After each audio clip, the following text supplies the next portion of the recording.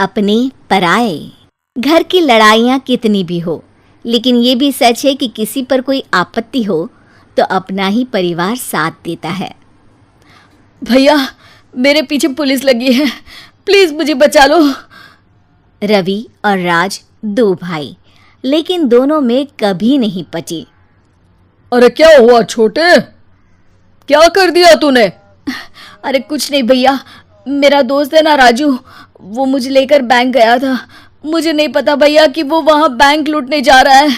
मैं उसके साथ बैंक में घुसते ही सीसीटीवी कैमरे में दिख गया हूँ। अब पुलिस मुझे ढूंढ रही है भैया, मुझे बचा लो।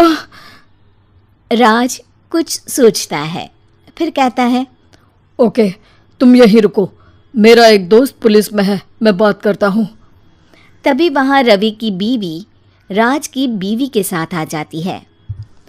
तुम लोगों के घर जब तक पुलिस का आना जाना है, बच्चों को यहीं छोड़ दो, उन पर असर ठीक नहीं पड़ेगा। तभी वहाँ पुलिस आ जाती है।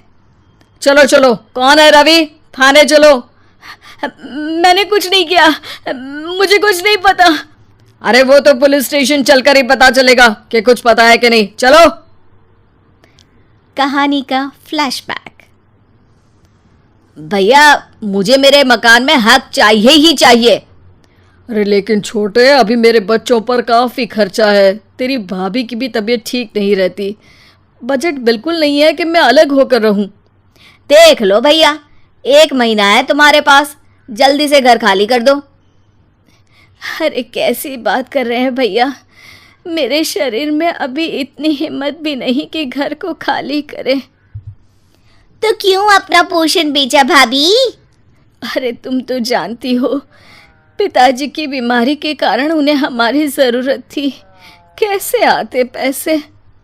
ससुर जी तो बूढ़े थे भाभी, उनकी बीमारी में भी पैसे लगाना कौन सा अकल का काम था। तो क्या पिताजी को मैं मरने के लिए छोड़ देता? अरे रवि, तू तो समझ, पापा को हमारी ज़रूरत थी, उन्होंने हमारे लिए हर वो काम किया जिससे हमें खुशी मिले। बैक टू रवि, जो जेल में बैठा है। ये मैंने क्या कर दिया था? मैं ना पिता का हुआ ना ही भैया का, मेरे साथ जो हो रहा है ठीक ही हो रहा है। तभी वहाँ पुलिस वाला आता है। रवि, तुमसे कोई मिलने आया है। भाभी, आप यहाँ क्यों आई? पुलिस स्टेशन है ये भाभी। भैया, आपकी जगह मेरा भाई होता तो क्या मैं नहीं आती? अच्छा, ये खाना ले लीजिए, खा लीजिएगा। आपके भैया लगे हैं वकीलों और पुलिस वालों से बात करने में, डरने की कोई बात नहीं। जब आपने गुनाह किया ही नहीं तो सज़ा भी नहीं मिलेगी। रवि भाभी को देखकर रोने लगता है। घर में साक्षी चुपचाप बैठी होती है कि तभी सोनम कहती है, अरे साक्षी, क्या हुआ, परेशान क्यों हो रही हो? भाभी, अभी अभी पुलिस स्टेशन से खबर आई है, इन्हें बड़े जेल में शिफ्ट किया जा रहा है। मैं क्या करूंगी भाभी? रो मत, हम अच्छे से अच्छा वकील करेंगे। लेकिन उसमें तो बड़े पैसे लगेंगे दीदी, हम इतना पैसा कहाँ से लाएंगे?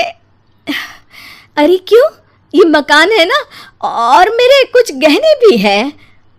साक्षी की आंखों में पानी आ जाता है। पर दीदी, ये तो आप और भैया की मेहनत की कमाई है। पापा के बाद भी तो हम लोगों का सब खत्म हो गया था, पापा को तो बचा नहीं पाए, लेकिन भैया को ज़रूर बचा लेंगे। और भगवान चाहेंगे ना तो दोनों भाई मिलकर इससे भी बड़ा मकान खड़ा कर लेंगे साक्षी। थोड़ी देर में राज वहाँ आता है।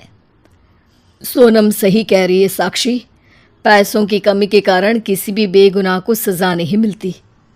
राज एक अच्छा सा वकील करता है।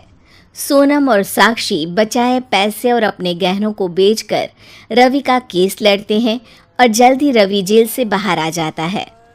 रवि राज को गले लगाकर कहता है, भैया मुझे माफ़ कर दो, मुझे साक्षी ने सब कुछ बताया है। भैया, आपने मुझ पर विश्वास किया, मेरे लिए दिन रात मेहनत की, भाभी ने अपने गहने तक बेच दिए। भैया, आपने तो पापा के लिए भी पैसे नहीं देखे, लेकिन मैं बहुत ही सेल्फिश निकला। भैया एक आखिरी बार मुझे माफ कर दो, मैं शर्मिंदा हूँ। अरे भाई, अपने तो अपने ही होते हैं। पापा ने हमारे लिए क्या नहीं किया ये तुम्हें बताने की ज़रूरत नहीं है मुझे। और फिर तू तो मेरा भाई है। पैसे से बढ़कर रिश्ते होते हैं भाई।